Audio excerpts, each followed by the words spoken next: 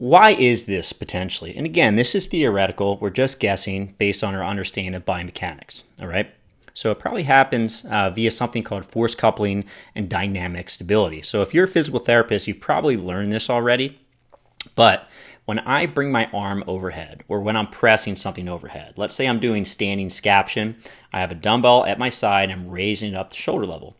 When I initiate this motion, my deltoid is going to help bring my arm overhead, right? So the thing about the deltoid is that it helps bring the arm overhead, but it also imparts a superiorly directed force of the humerus. So it pushes the humerus up in the socket.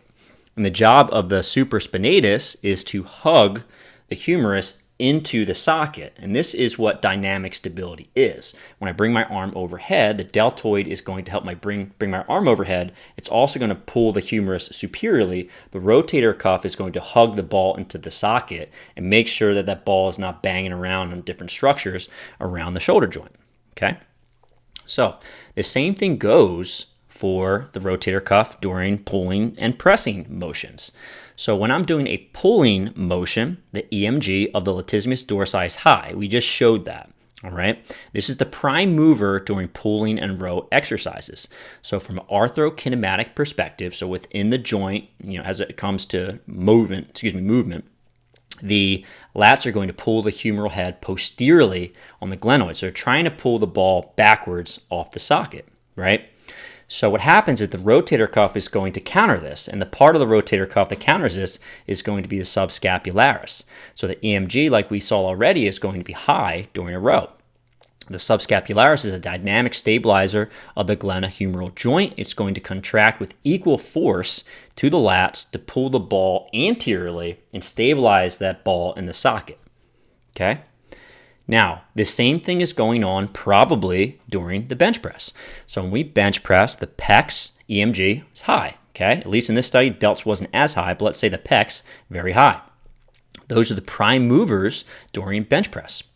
Arthrokinematically, the pecs and the delts are going to pull the humeral head forward or anteriorly on the glenoid, right? If we don't have the rotator cuff pulling the ball into the socket, the ball might pull forward, bloop, right off the socket, okay? So what does the infraspinatus do? The infraspinatus sits in the back of the shoulder joint, and it's going to fire as a dynamic stabilizer of the glenohumeral joint. So when the pecs and delts are trying to pull the ball anteriorly off the front of the socket, the infraspinatus is firing to pull the ball posteriorly in the socket and hug that ball into the socket to make sure it's not bumping around, right? And that's probably going to be very important for the health of the shoulder joint. So if I have, let's say, an overpowering of the prime movers like the pecs or the delts, and I'm getting too much motion of the ball in the socket, that shows me that my infraspinatus is probably not strong enough to handle those forces, right? B, could mean that that portion of the muscle is dysfunctional. But at the end of the day, if I'm having pain in that area, I probably want to make sure that I strength train it and eventually get to the point where I can start tolerating things like bench press again, so I continue training the function of those muscles. So here's what I want you to do next, guys. If you enjoyed this video so far, I have an entire course. It's free. It's called the Fitness Pain-Free Mini Course. And we go over 3 lessons. It's going to help you take a lot of this information that we went over so far and put it into practice. The first lecture is called Why We Need a Better System.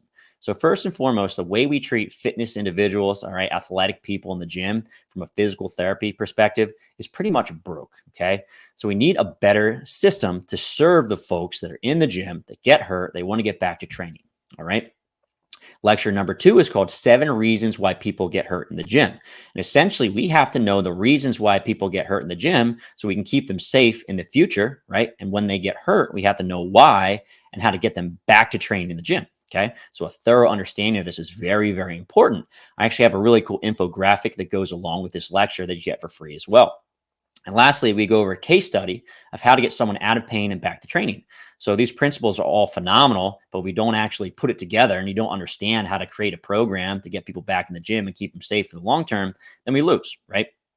So I'll put a link in the show notes for this. It's a Fitness Pain-Free Mini Course. Definitely check this out.